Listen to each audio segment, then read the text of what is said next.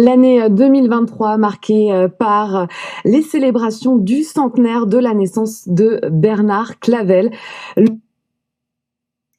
L'année 2023 marquée par les célébrations du centenaire de la naissance de Bernard Clavel, lauréat du prix Goncourt pour son livre Les fruits de l'hiver.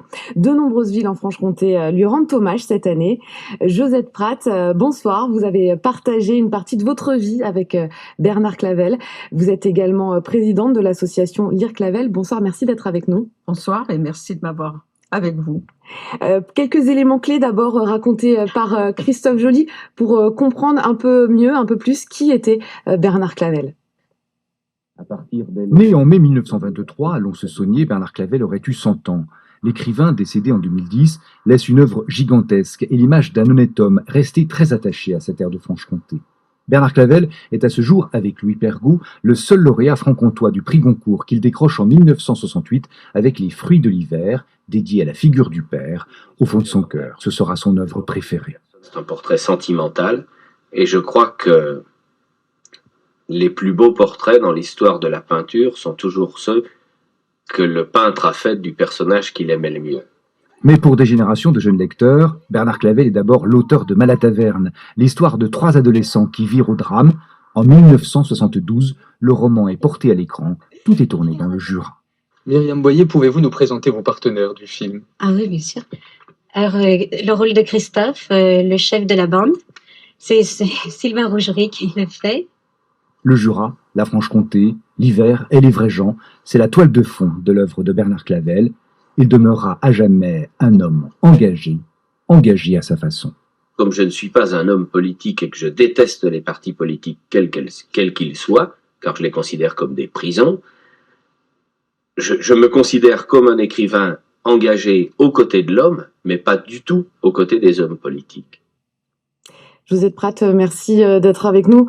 On vient d'entendre Bernard Clavel qui parlait de son engagement aux côtés de l'homme, mais pas aux côtés, disait-il, des hommes politiques. C'était en 1973.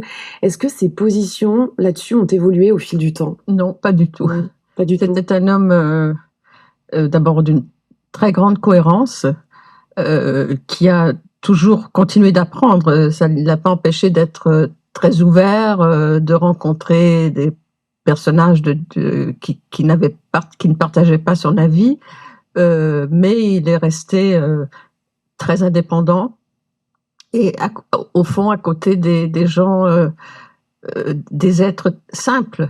Il était une voix, je pense, pour ceux qui n'avaient pas de voix, que ce soit les êtres humains, la nature, aussi très proche de la nature et des animaux. Qu'est-ce qu'il révoltait, Bernard Clavel?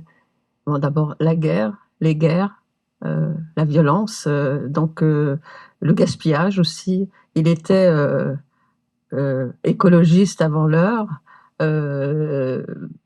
Il était, proche de toutes les souffrances. Et la terre souffre, ça on le voit maintenant, mais il le savait déjà, il le sentait déjà, et il le racontait, si vous voulez. C'était un très grand conteur d'histoire, un très très grand conteur. Mais il racontait sans prendre parti. C'était au lecteur de comprendre, au fond, de pleurer avec les êtres humains qui souffraient, de rire avec eux dans les moments de bonheur et de faire corps avec l'humanité. C'est ça qu'il avait envie de transmettre. De quoi il se nourrissait pour écrire? De lui-même. Et des autres? Oui, bien sûr. Il disait d'ailleurs, la chair de mon œuvre, c'est ma vie. Donc, c'est un homme qui a vécu beaucoup d'expériences, qui a pratiqué de très nombreux métiers, et qui était toujours à la rencontre des autres. Donc, mais un véritable romancier, et tout de même, il s'arrache chaque fois, la matière vient de lui. C'est en ça que chaque romancier, à moins d'être un fabricant, est particulier. Et ce qui est assez incroyable aussi, c'est qu'il était autodidacte. Il a arrêté l'école assez tôt, assez jeune, à 14 ans. À 14 ans, oui. Il a fait un apprentissage en pâtisserie à Dole. Et il disait, enfin, c'était un apprentissage qui était très très dur, mais il a appris la fraternité, et c'est peut-être une des choses qui l'a amené vers les autres. Et pour le centenaire, de nombreux événements sont organisés dans la région, dans le Doubs et dans le Jura, notamment avec la jeunesse. C'est important pour vous de savoir que des écoliers lisent des textes de Bernard Clavel? Ben, c'est important, bien sûr, c'est important que des jeunes découvrent Bernard Clavel et qu'ils nous disent, eux, comment ils le perçoivent. Moi, c'est ce qui est pour moi très riche dans ces événements, que ce soit les écoliers ou les enseignants ou enfin les associations, comédiens, etc. C'est que j'apprends énormément. Je croyais savoir tout de l'œuvre et de l'homme. De toute manière, l'homme, c'est l'œuvre. Donc ça, c'est clair, l'œuvre, c'est l'homme. Et j'apprends énormément de ceux qui font des événements actuellement, que ce soit à Château-Chalon, pardon, à Salins récemment, à Lons, à Dole, à Villers-le-Lac dans quelques temps, à Pontarlier, à Saint-Laurent-de-Grandvaux, un peu partout quoi dans la Franche-Comté. Et ce qui est intéressant, c'est les regards nouveaux. Comment on regarde, comment on entend Bernard Clavel aujourd'hui. Merci beaucoup, Josette Pratt, d'être venue nous en parler sur notre plateau.